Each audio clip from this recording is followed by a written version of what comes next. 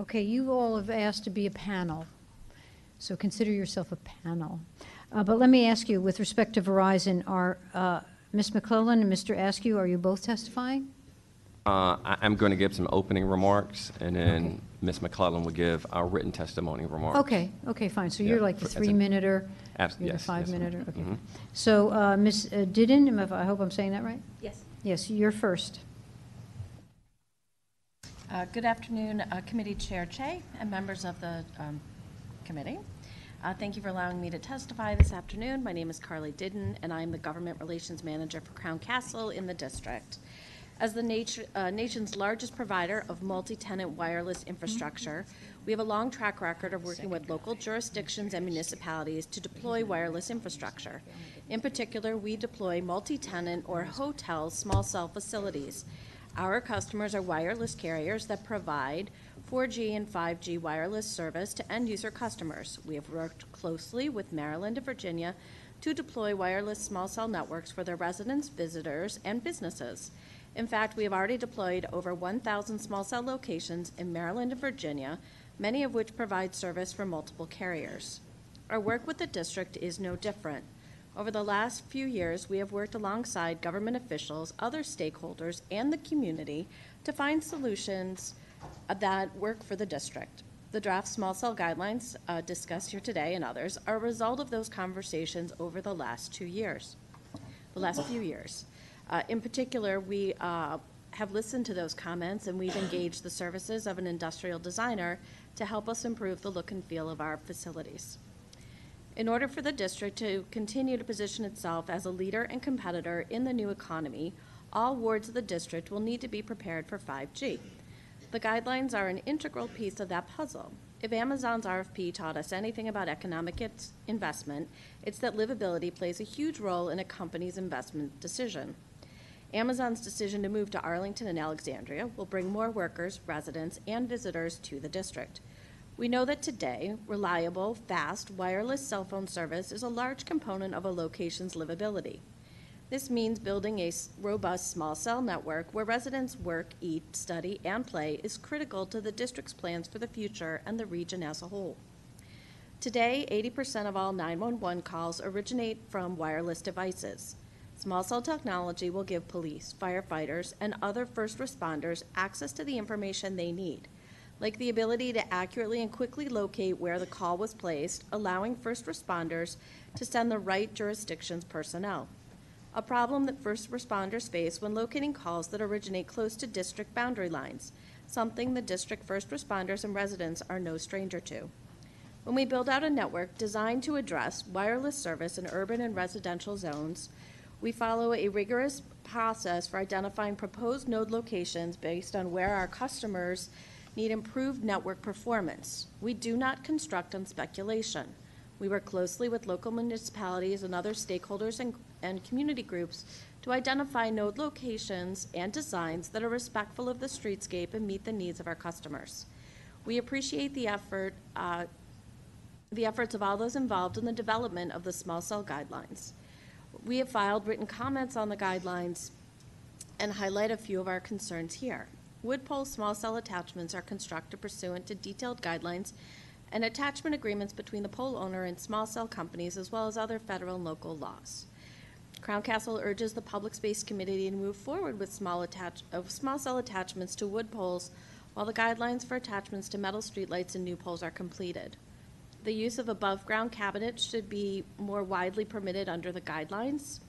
Radio equipment could be installed in a pole, on a pole, in a cabinet near a pole, or in the base of the pole. The use of only vaults for radio equipment is too limiting and is not possible for many technological reasons. We also respectfully request that the guidelines permit the use of existing Cobra-style poles in areas where spacing requirements prohibit the deployment of a new pole for the attachment of a small cell. On behalf of Crown Castle, our employees, contractors, and the hundreds of thousands of people that live, work, and visit the district who rely every day on the networks we build, I encourage you to take the next step in preparing for the future and release wood poles for small cell attachments while the guidelines for metal streetlights and new poles are finalized. Thank you for the opportunity to speak. I'm happy to answer any questions. Thank you very much. Mr. Askew? Good afternoon, Madam Chair, members of the council who are watching. My name is Joseph They're Askew. all watching. I'm sure they are. My name is Joseph Askew, and I'm the State Government Affairs Vice President for Government Relations for the Verizon Washington, D.C. and Maryland Corporation.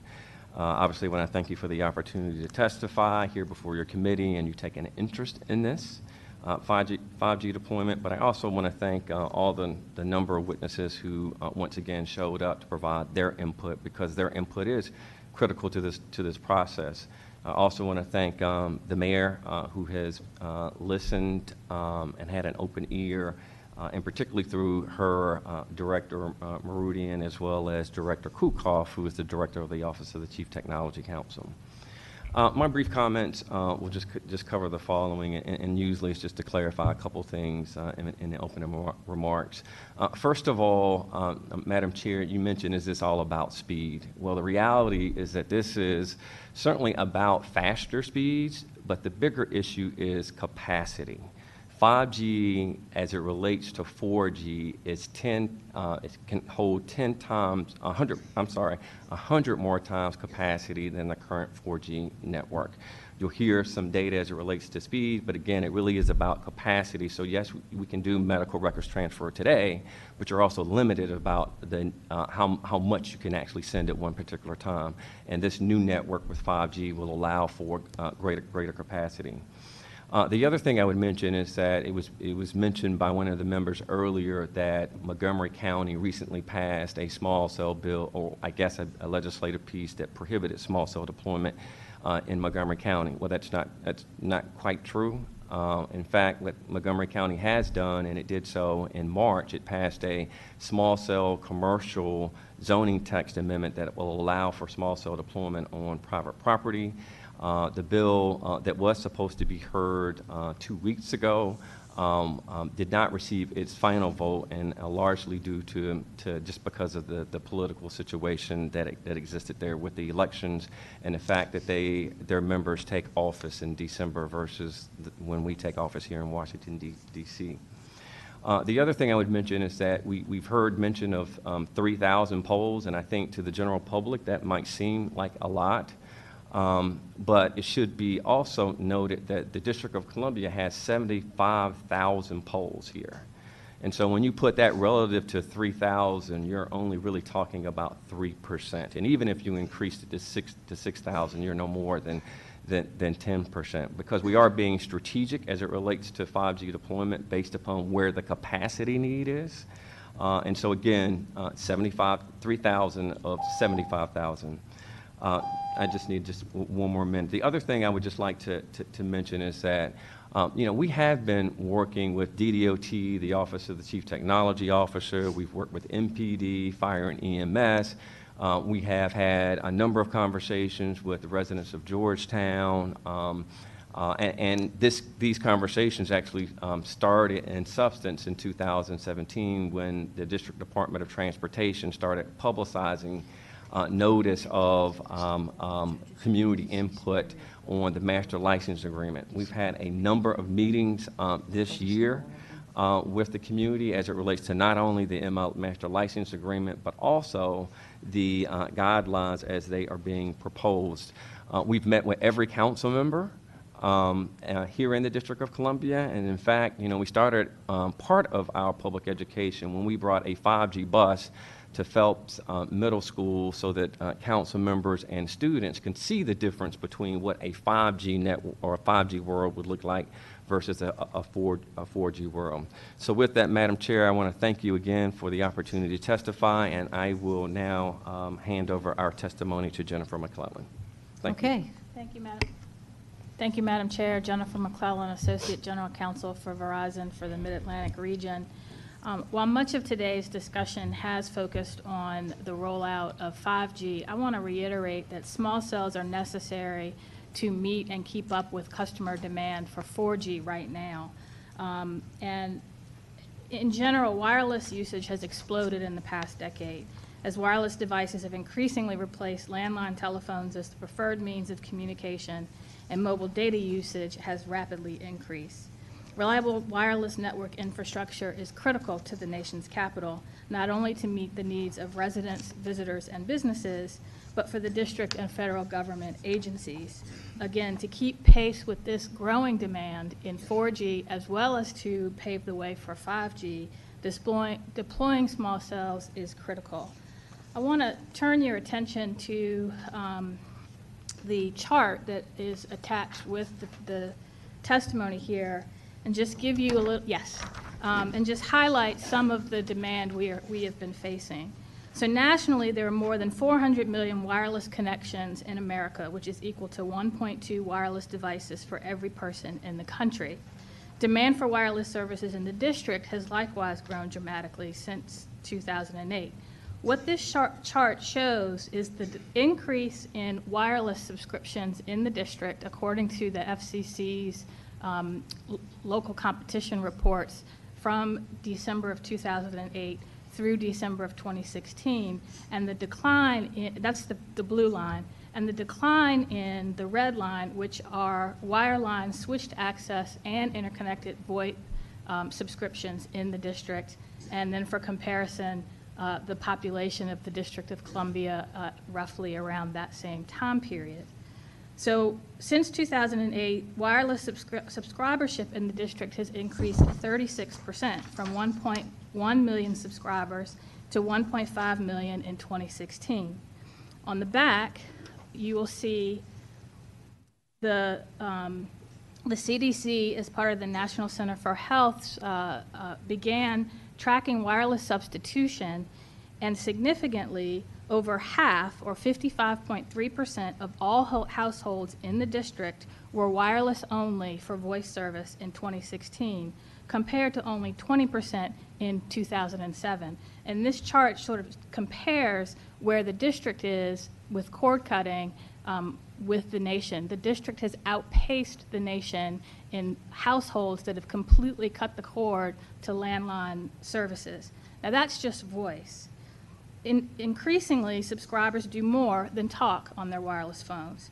According to the CTIA, nationally, wireless data usage has grown from 0.4 terabytes in 2010 to 15.7 in 2017. Cisco estimates that mobile data traffic in North America will grow fivefold from 2016 to 2021, with a compound annual growth rate of 35%. With the smartphone revolution, wireless devices have become a significant platform for everything internet: emailing, texting, gaming, social media, shopping, streaming television, movies, and even this public hearing. Indeed, CTIA estimates that 61% of wireless data traffic is video, and 77% will be by 2020. And watching videos uses much more bandwidth than reading an email or a text message. Moreover, entire business models, such as Uber and those focusing on autonomous vehicles, have been deployed around internet access available through wireless devices. So this dramatic growth in wireless services necessitates increased deployment of wireless facilities in the district today to meet this growing customer demand. To expand coverage or improve capacity in existing service areas and to accommodate newer technologies, wireless providers traditionally deployed macro cells, but are now upgrading their networks to provide this same capacity over small cell. Again, the testimony goes into some of the benefits of 5G, which you all have heard already here today. But again, I really wanted to emphasize that whether 5G is deployed or not, and Verizon has already deployed 5G in 5 localities, has announced it is going to be deploying it in Panama City as well in Florida. But whether 5G is deployed or not in the district, small cell is still necessary to meet current demand for 4G and the expected demand within the next decade. And we have Owen Schromer here who can answer any technical or further questions you have. So you're not testifying as such? I have a couple of comments. All righty then. Okay. Good afternoon. My name is Owen Stromer, and I represent Verizon Wireless. A couple points that I would like to highlight regarding the guidelines. Currently, the guidelines call for only 2 designs. Those are on pages 12 and 13. There will be So this will limit multiple site designs throughout DC that previous persons have commented on. I also wanted to say not all proposed installations are going to be required to be 31 feet.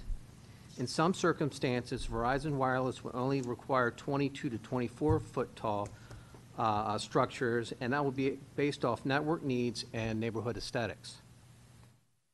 The current guidelines are very restrictive, including 15 feet from trees, 10 feet from buildings, and other setback requirements from bike racks and existing light poles. The industry can only co-locate on Cobra head light poles, although we do request access to the teardrop-style light poles. The industry cannot locate within 20 feet of federal properties. We also need to meet all ADA requirements.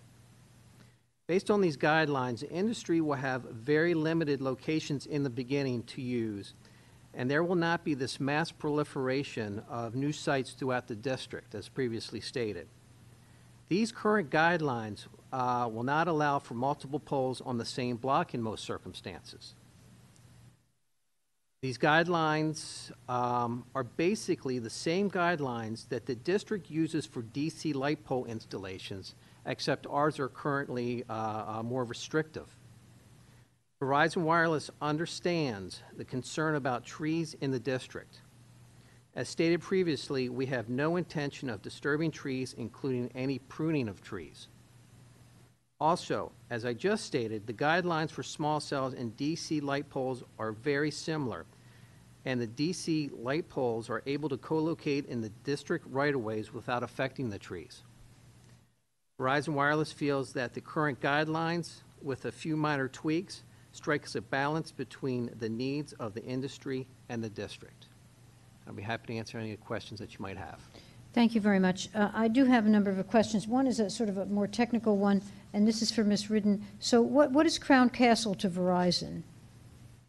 Why are you here, so to speak?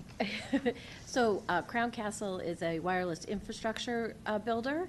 So not in the district, but in other markets, Verizon is one of my customers. So I'm a contractor. So you're a there. contractor Yes. with Verizon, okay.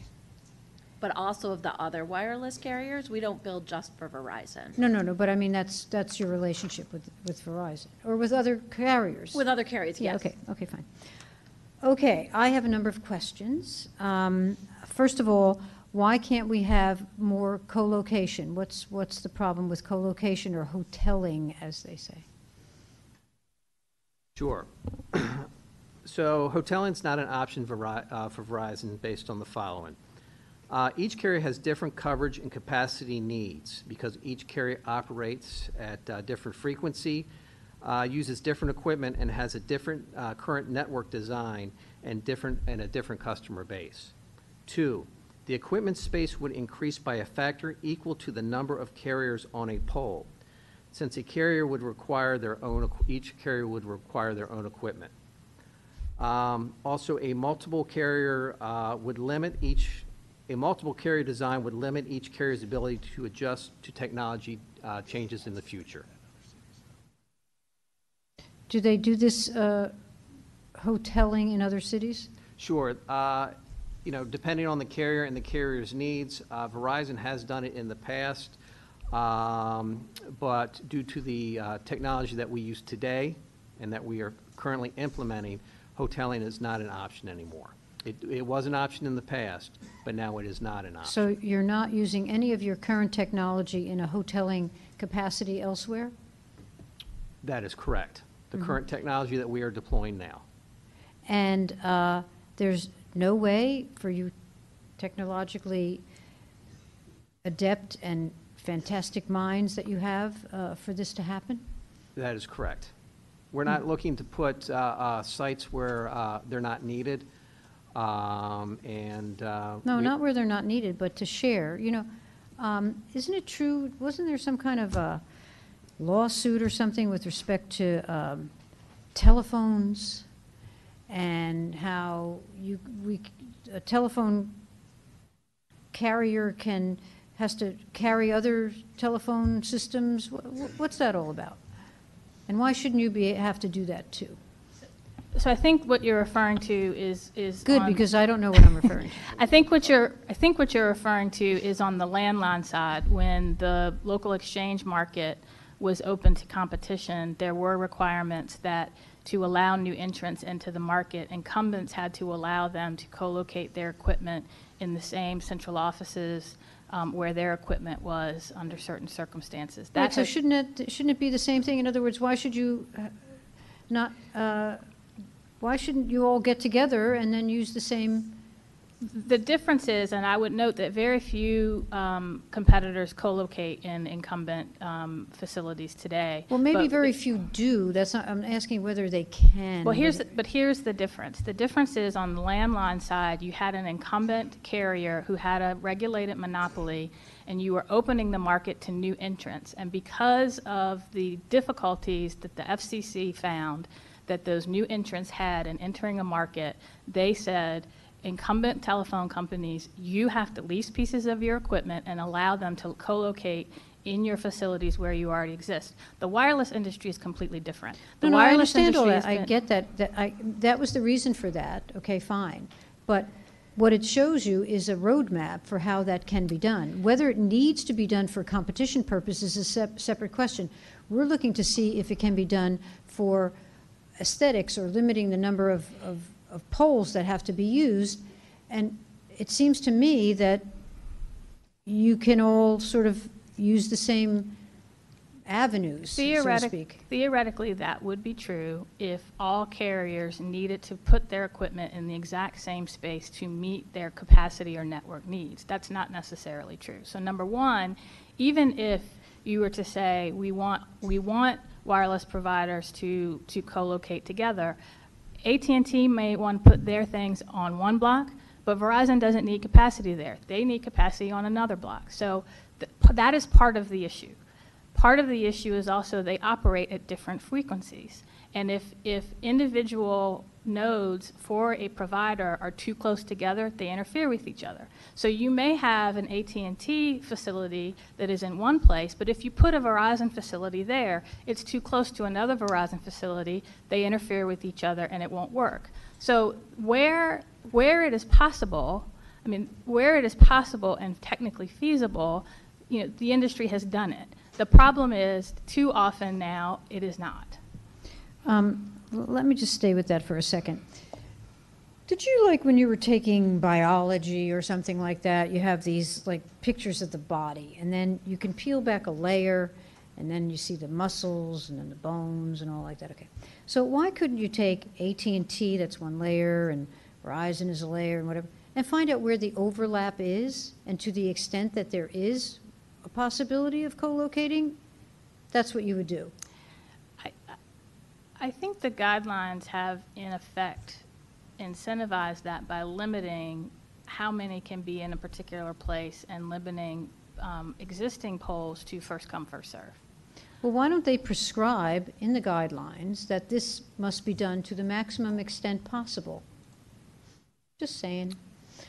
Okay, I'm moving on. Okay. Now, there are a variety of people who said 5G is like way off in the future, but you're saying 5G's now? Yes. Okay. So, how far can the signal travel? Some, you're talking about 300 feet, somebody said 3,000 feet. What's the answer? Right, so since 5G operates at very high frequencies, we're limited to about 500 to 600 feet in a 360-degree range.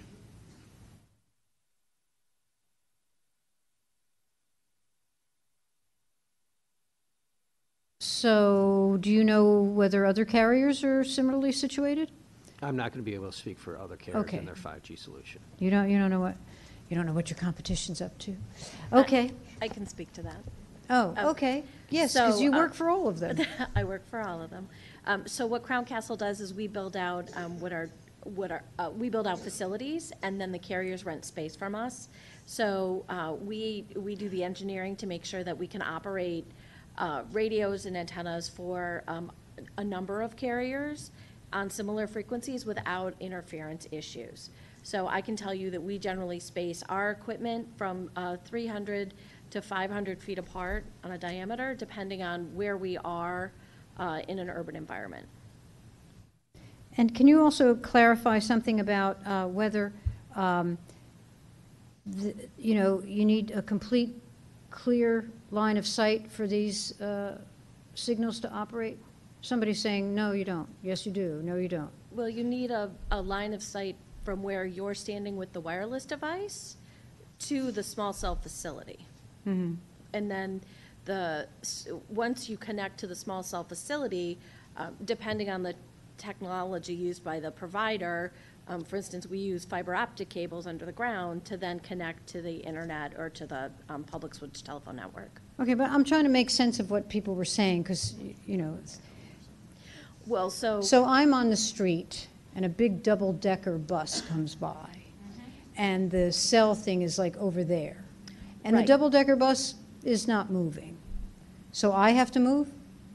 it depends on where the antennas are. So if the antenna is above the double-decker bus, no. The double-decker bus has windows, so the signal can go through a window. A lot of it depends on what the obstruction is. A brick wall, no, you have to move. It can go through a window. Does it go through a person?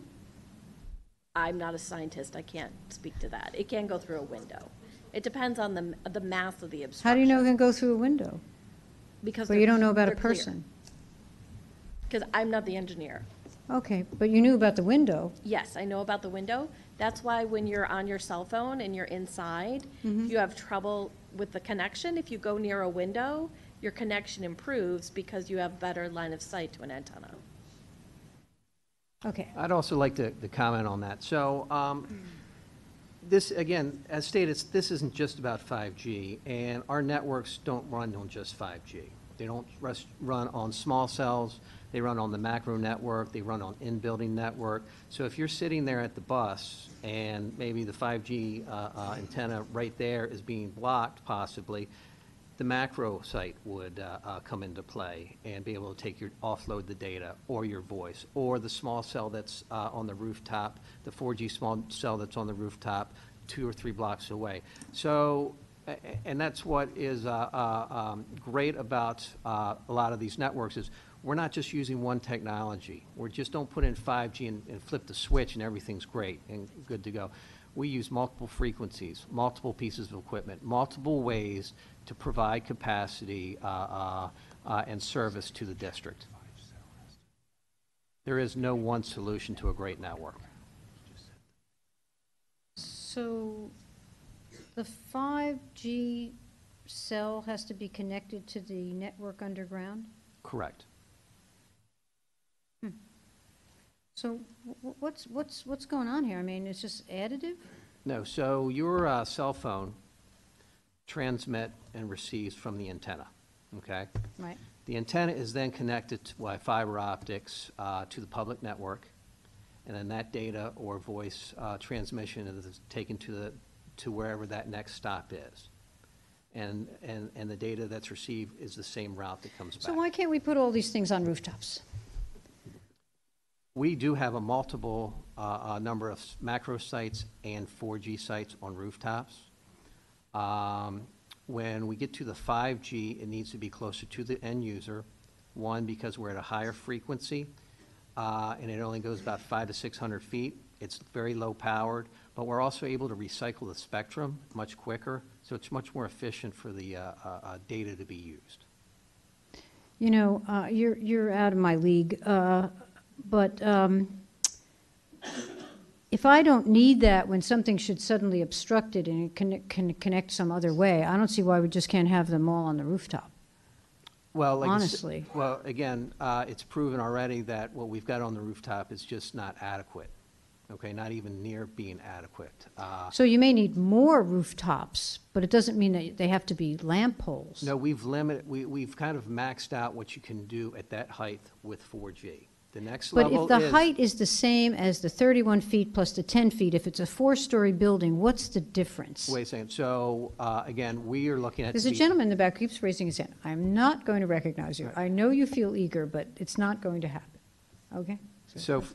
So for the small cells that we are proposing, we're looking to have our 4G antenna at that 31 foot. and the 5G antenna underneath that, approximately 5 feet. So our 5G antenna is going to be between that 22 and 28 feet. We're not looking to have it at 30 feet or taller. We're also looking to have a 360 coverage. When you're on a rooftop, you're looking down. You cannot, and you have to be at the edge of the rooftop, looking down. Where if you're at lower that 25 feet, you know, you can just hit everything that's surrounding you. So we're going to have a lamp pole or a pole, and we're going to have the 4G thing way up here, and then we're going to have the 5G thing lower. We're going to have multiple antenna on a single pole, is what you're telling me? That is correct. Wow. Well, On a I'd light like to bulb. see what this is going to look like, because I was just getting adapted to. Well, again, if you look at your, look at the get his little thing. guidelines. Go get his thing. He wants If you to look on the use his- guidelines on page 12 and 13, it does show what is being proposed by the industry. Well, I'm going to have to find that. So, and you can't put them in alleys? We can't put them in alleys due to the fact that, again, the 5G is limited because we use very low power.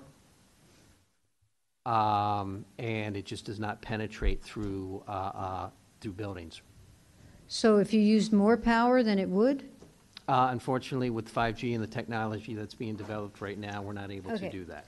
Some prior witness brought this picture here, okay? Here we go. Does this look like what is going to be deployed? No. So, look, we used to install stuff like that. Okay? We used to do it 5 years ago. Okay, just like, Okay, we have to stop the gallery. Right. So that, they're saying that that's a picture of something that was installed 6 months ago, but I don't know if it was by your company or not, so. I'm not sure, but the guidelines are very clear on what the design's supposed to look like. And if we operate outside of the guidelines, we are in violation of the guidelines, and I guarantee you that DDOT will be coming back to us and making sure that the sites are built to the specs that were They permitted. will, huh? Okay. I guarantee you. Okay, so you can put one of your poles 10 feet away from somebody's house, right? Correct. Under the 10 third feet away tower. from somebody's house. And then the antenna, 360 degrees, whatever's being emitted there is going into somebody's house. Or a window, but we don't know about a person. So what we're looking to do is locate mainly on corners, so we can get that 360-degree coverage area. It also allows us to avoid the trees. But houses are on corners sometimes. Some houses are on corners. Look, we're not looking to violate anyone's space. We do always consider people's property and where to put these locations and devices. So we do our best in every circumstance to keep residents' concerns in mind. That's a good idea, and that's good, but how is it, where is it written? You have general counsel next to you. We're used to, as lawyers, where is it written that you do this? And what is the definition of keeping their concerns in mind?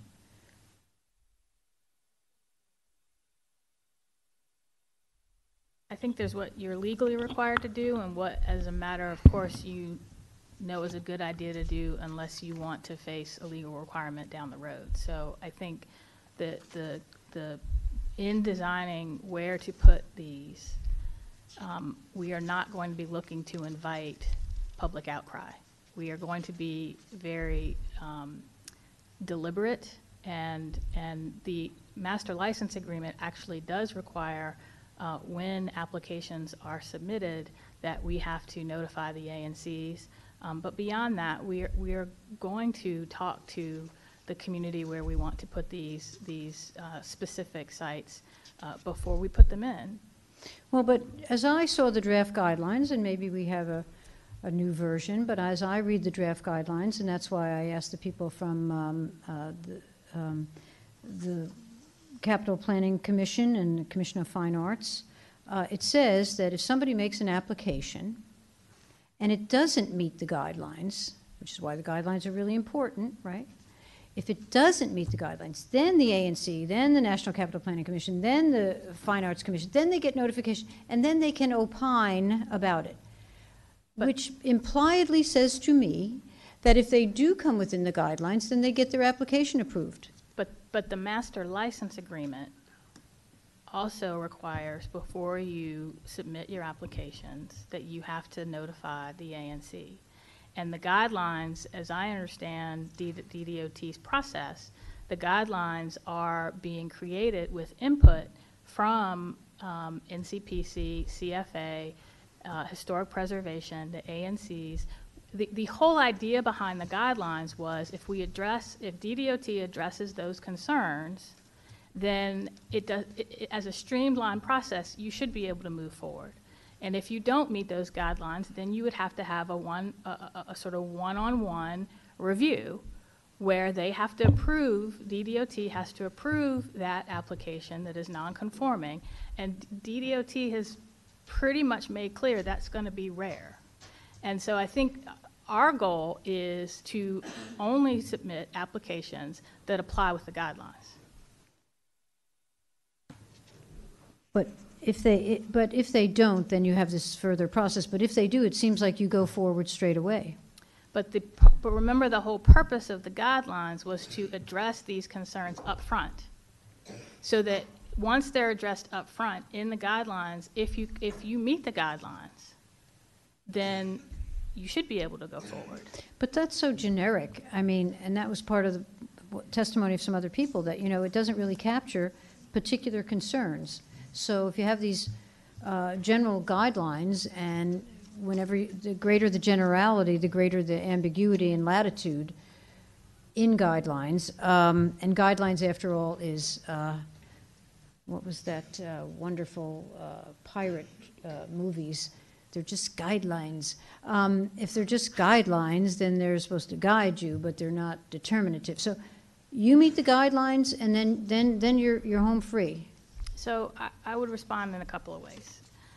Number one, the FCC's order and rules have made clear that any requirements related to aesthetics should be predictable, in writing, available up front. That is how we're viewing these guidelines. Now, whether they have the force of law or not, they are a pretty clear indication to the industry, this is what is acceptable, this is what is not. And it does not, as a practical matter, make sense to do something that does not comply with the guidelines, knowing, as has already been telegraphed, that that's going to be a pretty uphill climb to make. But the whole point, my understanding of why we have the guidelines to begin with, is set what are the rules of the road that address the concerns that the stakeholders have. Now, there are various aspects here. These cabinets, where they're going to be placed, what can go underground, and what it's going to look like. Like in that one picture, it does look like a couple of refrigerators. How big are the cabinet or the bases of these poles? Sure. What we're proposing in our design is to have the equipment in the base of the pole, and that base has an octagonal shape. It's going to be 26 inches in diameter. It's going to be 4 feet high, and then it's going to have a transition piece that's about a foot high. So it's going to be 4 feet high, and this is in addition to the pole itself. It will transition into the pole. So we would, for your Cobra head poles, we would replace the pole with a pole that is the exact same dimensions. It would just be stronger on the inside. It would just have a thicker steel to be able to handle the equipment. And that would sit on top of a base. Again, it's octagonal. All the equipment would fit in there, including the electric meter.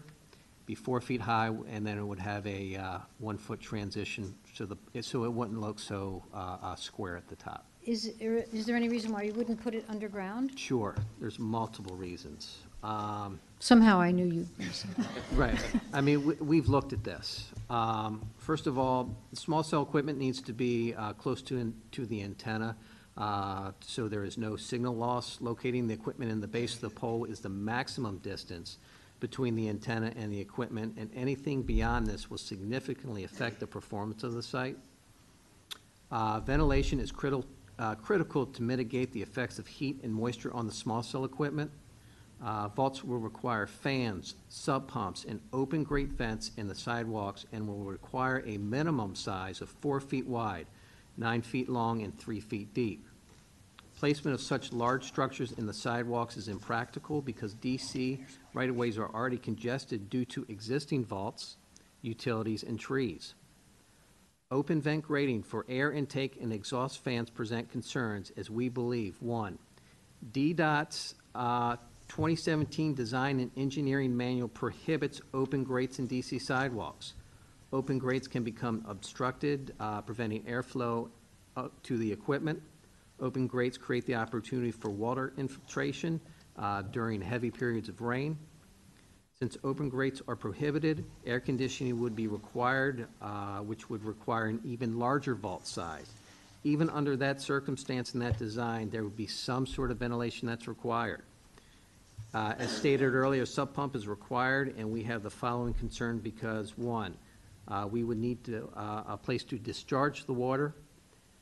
2, there is a concern that the discharge You know, we're line- building big tunnels, you know that, right? What's that? You know, we're building very big tunnels. I right? do Yeah. know that. And they require a lot of open grates. Hmm. OSHA, also one other thing, OSHA requires that adequate ventilation is provided to maintain safe oxygen levels and avoid harmful buildup of combustible materials and and gases. So,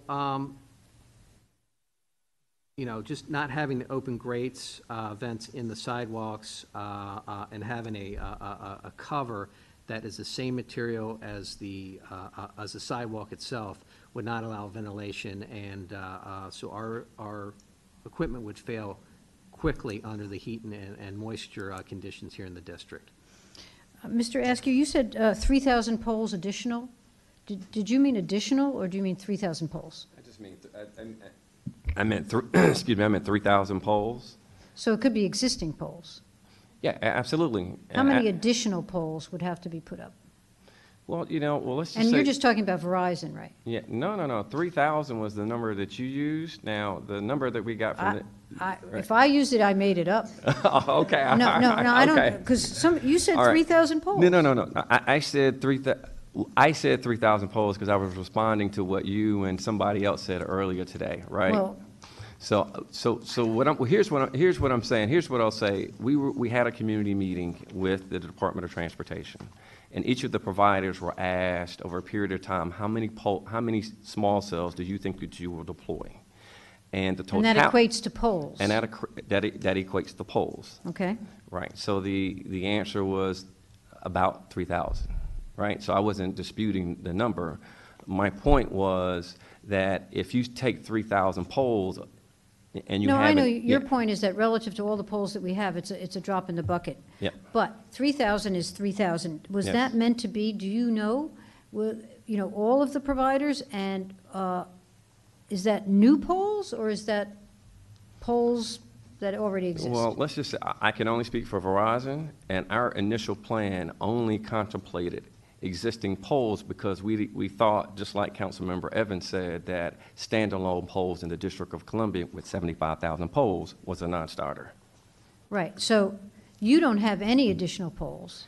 Again, if the option is available, we will make a business decision working with the government, because they may say, we don't want you on this existing pole that we want. We would prefer that you be on a standalone pole. And so we have certainly engineered in a way that if the district told us that they would prefer for us to be on a standalone pole, we would be on that standalone pole. But it's your intention right now just to use existing poles. Our goal is to, certainly priority would be the existing poles. And again, in those situations where an individual pole would be available and it makes sense to both of us, we would be open to doing that. Yeah, Can okay. can I add one thing to Yes. that? The preference, both from a business case perspective and the preferences set up in the guidelines, are to use existing poles. The guidelines are pretty restrictive as to the circumstances under which you can install a new pole. And as a practical matter, the only reason you would install a new pole is if there is no existing structure that you can put your small cell on that would allow you to meet the demand needs of your network at a particular location. But the And all of guideline, these 5G boxes, they all have to be connected to some underground system, right? And is that already in place, or does we have to dig up the ground and put that in place too? You would have to run the fiber to the pole to light up the small cell. So, wow. 3,000 places around the district, we're going to have to go down and put in the fiber to make that connection. So each site will require fiber, but there are ways to install fiber in manners that don't completely disrupt streets, micro-trenching, for Yep. example, those type of things. So we're looking at the different options available. But this has to be done. It will, yes. And maybe micro-trenching will do it, maybe it won't do it, but this has to be, so this is part of what we're talking about. We're not just talking about putting the stuff on the poles, making these connections. That is Okay. correct. And then that 3,000 number, which is not my number, we're all repeating it, but if it is 3,000, I mean, 3,000 is a lot, and I think you said that, you know, it's not going to be a mass proliferation throughout the district. Yes, but there will be a concentration in some areas, like in Ward 2, a heavy concentration. Could you speak to that a little bit? Yeah, so again, there certainly will be, I don't want to paint this picture that, you know, that there are going to be, you know, if there are 5 poles on a block, that there are going to be small cells on all 5 poles. I think, you know, as Owen has pointed out, though, there will certainly be a larger number of these small cells in areas that are more dense. But, Well, for example, Yep. I think you told us, Mhm. so we're in pretty good shape relative to other areas, I guess. Yeah. Ward 2, there'll be 55 of yours, 55. So if other places are like that, but Ward 2 is hit heaviest, they're going to have a lot of them. I mean, you really have to, Well, I can't, you know, I told you some of that in confidence, you know. Oh. All right. I never All right. heard anything like let that. me, so I don't know can't, what I I'm can't, I talking cannot, about. I can't get into the number. I can just tell you that Nobody heard that. yeah, I can just tell you that again, the number there, when it all comes out, it won't be the proliferation that people. Again, when people see proliferation, there's going to be a cell phone on every pole, and that there, you know, potentially could be more than one small cell on every pole, and that's just not. That's just not the case. Well, And Can right I say now, the 3,000? master Is that- right. Go is ahead. that like Get Out Yes. too? Is that 3,000? That was fine. Okay. That was fine. That was made public. Okay. A made-up number. So, but if the bulk of those are in one ward, it may not mean one on every, you know, it's a relative matter. It's going to be a lot. I Right. can, excuse me, I can tell you that I'm building out for Sprint and T-Mobile. You're not going to reveal any confidential information. No, ma'am, I'll try not to. But we have plans to construct in all wards of the district. So it's not, the construction will not be limited to one particular ward or one particular No one's design. saying that. I'm Yeah. saying that it'll be heavy, heavy, heavy in some areas and light, light, light in others. Is that correct? It depends on the needs of the carrier. So each But come network on. is different. Yeah, they're all different. Some are light and some are heavy, right? Right, some are light Okay. and some are heavy. There you go. But I can tell you that we have a lot of facilities planned for Wards 7 and 8, and I don't know that all the other carriers do. Okay, but, okay. I don't know why this is so hard to admit that in Ward 2, there's going to be a whole bunch of them, and in some other wards, not so many. There you go. I can tell you. And our I have build- no yeah. idea how many will be in Ward 3 at all. But I know that there will be fewer than in Ward 2. Yeah, and I don't think anybody's disputing that where, again, we've said from the very beginning, where the density is there and the capacity need is needed, there will be more small cells in those areas. I guess what we're saying is that when people said that, you know, a particular area in a particular neighborhood is going to be overwhelmed by, there's going to be a proliferation of small cells, I think that that's what we're reacting to. We're not certainly saying that there won't be some areas that have more deployment of 5 cells than, small cells than others. Now, you've probably heard some of the testimony, and I want to know what your reaction is. There are some people who are concerned that there are studies out there and other jurisdictions, whether internationally or nationally, that think that there may be some health risks associated with this. Have you independently looked at that question? The three of us sitting here, no, but the FCC, under federal law, has exclusive jurisdiction to look at the health benefits or the health impacts of siting of wireless facilities under 47 U.S.C. 332C7. Do they have physicians and health experts who do that? I do not practice before the FCC, so I cannot Because say it's one the way or Federal another. Communications Commission. Yes. Right. So you don't know whether they have an office that's specially outfitted with epidemiologists and What I do know, pediatricians and whatever? what I do know is that the FCC has stated that its guidelines for human exposure to RF electromagnetic fields were derived from the recommendations of 2 expert organizations, the National Council on Radiation Protection and Measurement and the Institution of Electrical and Electronic Engineers. And are you aware of any other studies outside of the FCC or any other jurisdictions nationally or internationally that have a different standard? Well, let me just add, in adopting its current RF exposure guidelines, the FCC also consulted with the EPA, the Food and Drug Administration, OSHA, and NIOSH, and I will admit I don't know what that stands for. And NIOSH. NOAA? No. NIOSH. NIOSH. Sounds like a bagel. Well, it's an interesting bagel. I don't know what NIOSH is, but so you don't think that there's any issue there? I think that the FCC, I think that Congress has preempted that question and left it to federal law to determine and regulated that decision to the FCC. And that So we're preempted yes. to inquire into the health effects? You are the district, all state and local governments under 47 U.S.C. 332C7 are preempted from regulating the placement, construction, and modification of personal wireless service facilities on the basis of the environmental effects of radio frequency emissions to the extent that such facilities comply with the FCC's regulations.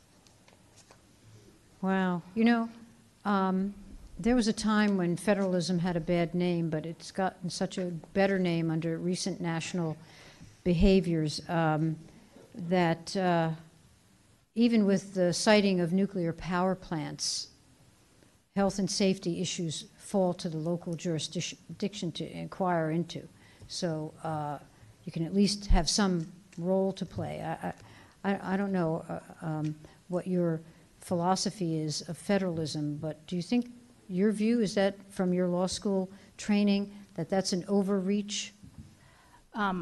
My view from law school is that I leave it to the court, the federal courts, to determine whether something is a federal overreach, and I'm not prepared to say one way or another. Okay. Well, and there are there, to your knowledge, are there lawsuits now challenging whether the FCC's regulation is within the parameters of the statute? There is a lawsuit on the FCC's citing order of September, but what I just read to you is from the U.S. Code that says that to the extent that a carrier's facilities comply with regulations concerning RF emissions, that local and state governments are preempted from further regulating the siting of those facilities. How is the energy use of this whole system, is it greater than the energy use of the system we have now? Are you talking about existing cell sites? Yeah, I mean, is what we're going to deploy in the future, is it more energy consumption than what we have now? If you looked at it on a per-site basis, it's much, much, much lower, you know. Well, how about if you looked at it on a cumulative basis? Cumulative, we're going to have a lot of small cell sites. We use about $22 a month worth of energy. Is it significant on a single basis? No. No, I mean, okay, so we have what we have, and then we're going to have something new. Is what, the new thing, is it more energy use or less than what we have now? More or less? It would be more or less Eventually, it could be more. when it's fully deployed. I'd have to Okay. do those numbers. Okay. But that's not something that you evaluated, anybody concerned him or herself about? We're always concerned about energy uses, if nothing else from a cost standpoint, and we just need to provide the energy that's required to operate the equipment correctly. All right, I want to turn to trees.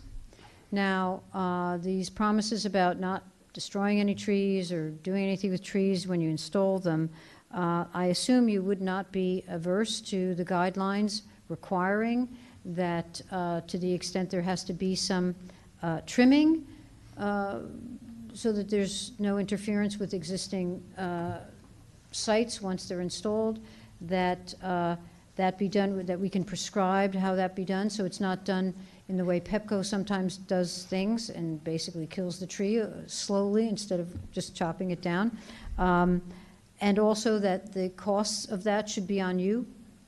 Sure, I can answer that. So I think some of the revision in the new guidelines, I do believe is going to require that possibly the your tree department, forestry department will be required to look at any permit.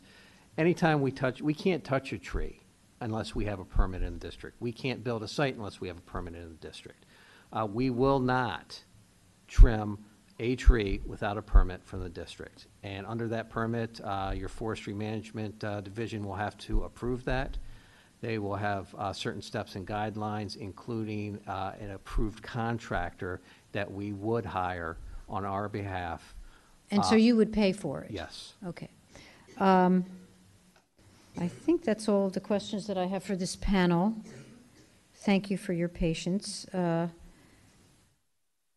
there may be more, but I don't know what they are. All right, at we'll the be moment, here. so- Yeah, Madam Chair, look, first, Yes. we do want to thank you for holding this roundtable again. I mean, there's a, you know, there certainly is a need to get this, you know, determine what is best for the district and its residents. We're hoping that the guidelines will be completed soon.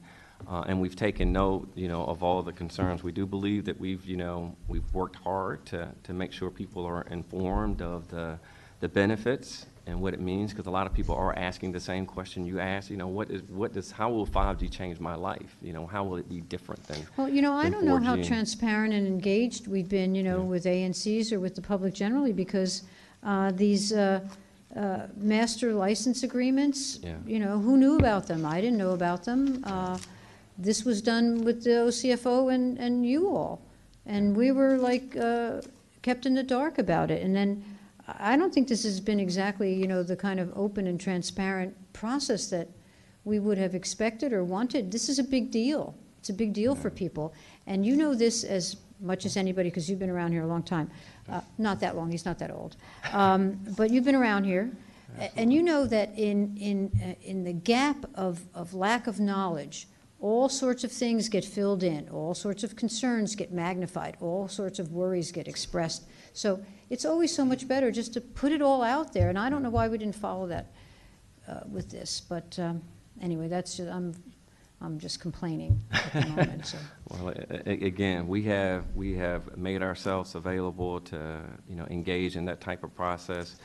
And it has been 2 years, and when we were meeting with people in the community in 2017 and most of this year, you know, we as a company and as an industry believe that we were working to be as transparent about what Even our with the plans master are. license agreement? Yeah, there were at least 2 publicly noticed opportunities for the public to come in and participate. And in fact, there are a good number of people who attended who were here at this hearing today. So, you know, again, you know, I mean, we're not, and again, we're not, I'm not disputing if there's a thought that there should have been more. I'm not saying that that's not necessarily the case. All I'm doing is stating a fact. And DDOT can give you the specific dates of when that happened, when it was published, but all I can tell you is that we haven't run from a conversation about the process and why there are associated benefits with having a state-of-the-art wireless technology. You know, this initiative is, you know, it's interesting because when we brought FiOS to the District of Columbia, now, I mean, that required a whole lot of construction all over the city, and thankfully with your leadership, we will finish our FiOS build next year in 2019.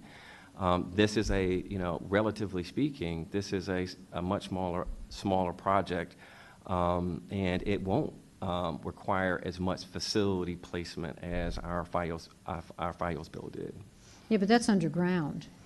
No, not Much no, of it, no. isn't It's on a pole. It's on the ground. It's underground. Remember, it's the way in which the network was designed, even running off of the. Because I don't remember the kind of aesthetic issues that this is being generated by that. No, and I don't disagree with you, and I don't. But we were very open up front. You're going to have to put it. We need to put a new network interface box in the back. You know, we've got these terminals that we've got to place on the ground, and we have, you know, facilities that we may need to place on the pole. So again, my point is that, you know, I understand the need to be prudent, but, you know, at some point in time, again, for 3 years, we've been kind of working on this and trying to do it in the right way. And, you know, when we can roll out, I think you will really see the benefits, just like with FiOS. You know, it went from why aren't you deploying, you know, to all these questions about, you know, are you going to require a battery backup from copper to fiber? By the way, I've kept my copper. Right. There was a whole lot of back and forth, and is it safe to do so? And what you found out is, as you move forward, well, one, the neighborhoods that didn't have it were now complaining that they hadn't gotten to them. On the battery backup, what you found is today, the vast majority of people don't even ask for the battery backup, and the majority of our customers don't even talk about copper or landline You know, as much. as you're talking, and this was more going on more when there were more people in the room, there are folks in the back who are, you know, are sort of like semi-testifying or whatever, and it made me think that maybe we should adopt a model of the British Parliament, where people can go, roar, you know, if they don't like what they hear, and make other kinds of noises, but. Thank you, Madam Chair. That would probably be disruptive. Thank you very much. Yeah. So, Mr. Duggan, even though you're going to share the table with others, I can't, in all sort of fairness, make you wait any longer. So please come up. And then the last two witnesses that I have are Latara Harris of AT&T, and then there's another AT&T person who's not on my list, but I saw it was written in somewhere. So could the two AT&T people come? And you can skip a chair so that you can separate yourself, because we're going to talk to you together. Right? Now, I hope the answer is no, but is there anybody else? Yes. Okay, come on. Anybody else after that? Good. Oh, really? No. Are you kidding? No. Yes or no? I need to know, because I'm going to configure things differently. Okay. No, wait. The lady behind you. Are you testifying? Are you going to testify? Yes. Yes? Yes. Yeah, could you go? No problem. Sorry. I'm sorry. So, come on up now. Last call. Anybody else? Going once? All right. So, you can go first. And are you representing an organization or? No, I'm not. Okay, so you're a public witness. Yes. You'll have 3 minutes. And then, can I ask the two of you, are you testifying on behalf of any organization? Yes, 05G. 05G? That's right. Like, you don't want any, you want 05G, is that it? Okay, I want don't care. 05G. You can tell me about it at the time. I'm representing myself. Okay, so we have two public witnesses and one representative of an organization, so you're first. Good evening. Good My evening. name is Paul Dugan, and I am an independent radio frequency consulting engineer with Millennium Engineering PC. I'm also a registered professional engineer in the District of Columbia, and I've been performing electromagnetic field safety certifications for wireless sites, including macro sites and small cells, for the past 25 years.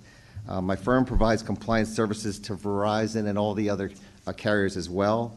I am not here to represent Verizon, but I was asked if I could speak as a public witness on the subject of RF safety That would concerns be at this very roundtable. welcome. Yes, go. Thank you. Carry on. Okay.